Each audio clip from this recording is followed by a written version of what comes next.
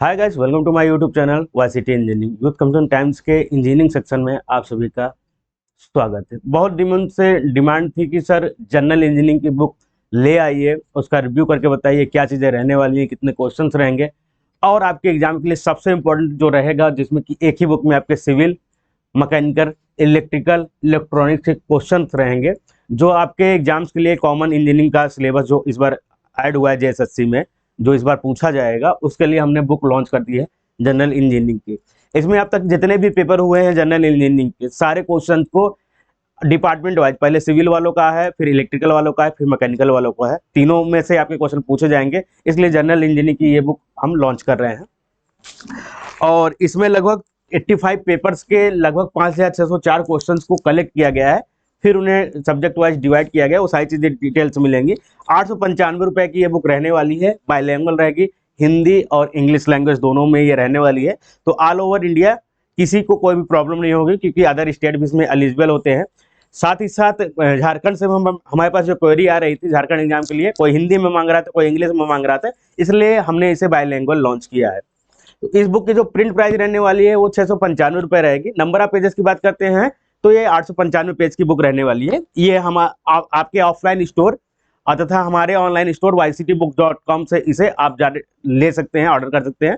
ये आपके फ्लिपकार्ट और अमेजोन पर भी अवेलेबल हो चुकी है। साथ ही साथ इसकी ई बुक भी आप हमारे एप्लीकेशन YCT का जो एग्जाम प्रिपरेशन ऐप है वहां से प्राप्त कर सकते हैं, या जो वेब वर्जन में पढ़ते हैं, जैसे कि आपका लैपटॉप हो गया, टैब हो गया, पीसी हो गई, पर्सनल कंप्यूटर जो पढ़ाई करते हैं, वो yctpublication.com के थ्रू इसकी ई बुक को पढ़ सकते हैं। हार्ड बुक चाहिए तो yctpublication.com पर जो yctbooks.com हमारा ऑफिशियल है, वेबसाइट है, उस पर जाके अब इसे आप ऑर्डर कर सकते हैं। और फास्ट डिलीवरी चाहिए तो वेबसाइट से आप ऑर्डर कर लीजिएगा। तो पूरी चीजें देखेंगे, डिटेल से जानकारी देंगे। चैनल पर नए हो तो चैनल तुरंत सब्सक्राइब कर लीजिएगा। ये यूथ कंपनी टाइप्स का ऑफिशियल यूट्यूब चैनल है, इंजीनियर्स के लिए स्पेशल बनाया गया है। यहाँ पर आपको टॉपर्स गाइडेंस, एग्जाम्स के नोटिफिकेशन, इसके अलावा बुक्स रिव्यू, आपके एग्जाम से रिलेटेड और जो प्रॉब्लम्स होती है, सॉल्व पेपर्स, प्रैक्टिस बुक, सारी चीजें जो आपके एक सिलेक्शन के लिए इंपॉर्टेंट है, वो सारी चीजें यहाँ पे आपको प्रोवाइड की जाएगी। 3 पार्ट में बुक रहने वाली। पार्ट ए में बेसिक्स ऑफ सिविल इंजीनियरिंग रहने वाला है। तो सिविल वालों को पढ़ने की उतनी जरूरत नहीं है, लेकिन रिकॉल कर लीजिएगा, क्योंकि आपको मैकेनिकल और इलेक्ट्रिकल पढ़ना रहेगा, सिविल तो आप पढ़ ही रहे हैं, ठीक है। तो इसमें बिल्डिंग मटेरियल पॉइंट मिल जाएगा, concrete technology, RCC, stand of material, steel structure, surveying, public health engineering, fluid mechanic, soil mechanics और फाउंडेशन। इसके बाद irrigation, hydrology, mechanics, estimate and costing, valuation, construction management, और आपका building construction and maintenance, transportation और engineering drawing. ये आपके जो civil वाला पार्ट है वो मिल जाएगा। कॉमन है, सभी को पढ़ना है, चाहे वो इलेक्ट्रिकल हो, इलेक्ट्रॉनिक्स हो, मैकेनिकल हो, सभी लोगों को पढ़ना है। अब आ जाता है इलेक्ट्रिकल एंड इलेक्ट्रॉनिक्स का पार्ट बी में। तो इसमें आपको basic electricity, electrical instrument and measurement, जिसे EIM बोला जाता है। फिर आपका डीसी मशीन के बाद आपके यहाँ पे ट्रांसफार्मर के बाद synchronise machine, induction machine, power system, analogue electronics, digital electronics, power electronics, control system, electrical and electronics engineering material and utilisation of electrical energy, UEE। Electrical वाले इसे शॉर्टकट में UEE बोलते हैं। तो ये भी आपको पढ़ना है सभी लोगों को। इसके बाद आपका बेसिक का मैकेनिकल इंजीनियरिंग आ जाता है।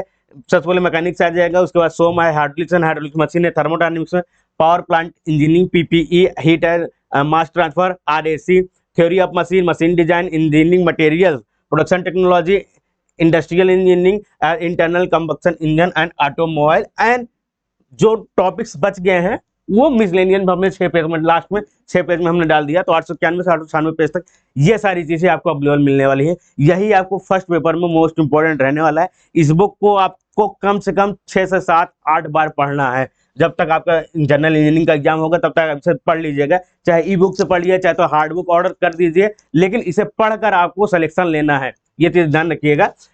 यहाँ पर आपको टॉपिक्स भी दिए गए हैं, जो जनरल इंजीनियरिंग का सिलेबस जो दिया गया है वो आपको यहाँ पे अवेलेबल मिल जाएगा। आप देख सकते हैं कवर पेज में, अंदर पेज में आपको अवेलेबल मिल जाएंगे।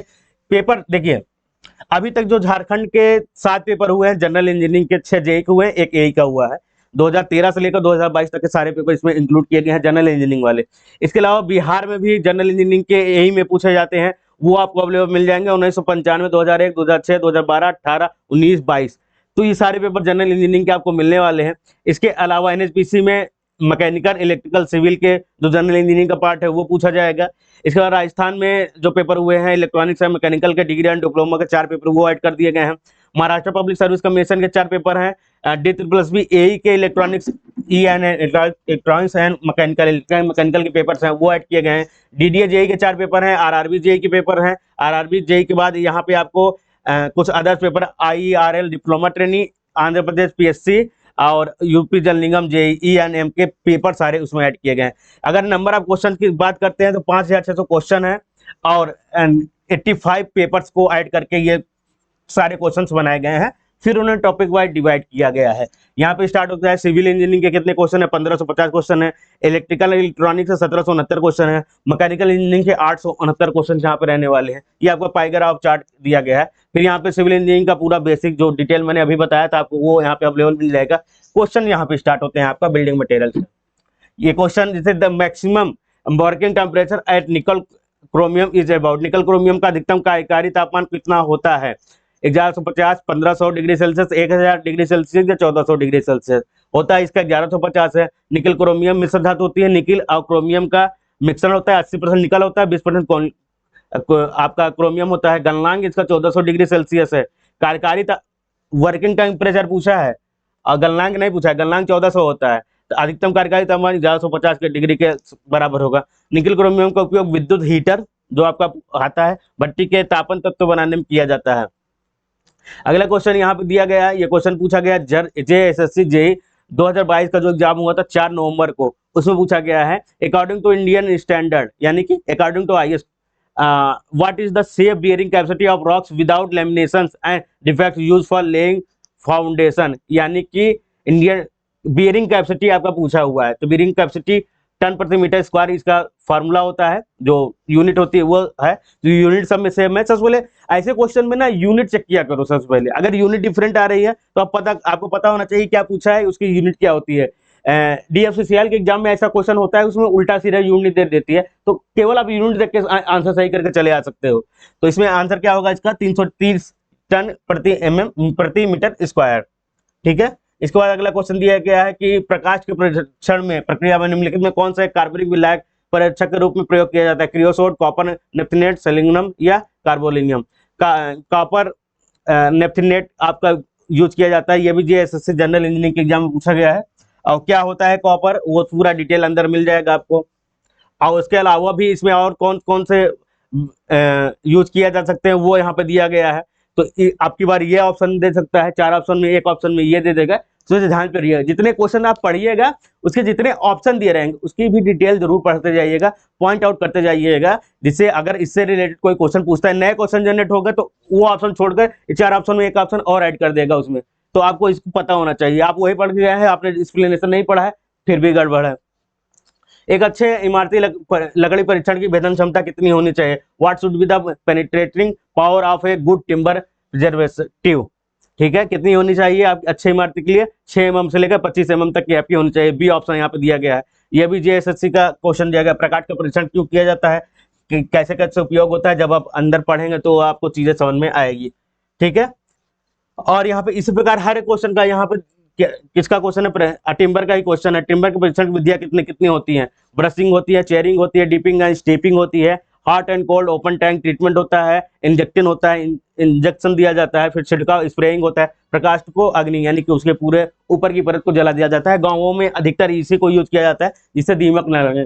परिरक्षण का मतलब होता है दीमक न लगे, घुन वगैरह जो लगते हैं वो लकड़ी में ना लगे, उसके लिए ये चीजें यूज की जाती है। तो गाँवों में अक्सर इसी का यूज किया जाता है, नहीं तो डामर गर्म करके वो पोत दिया जाता है।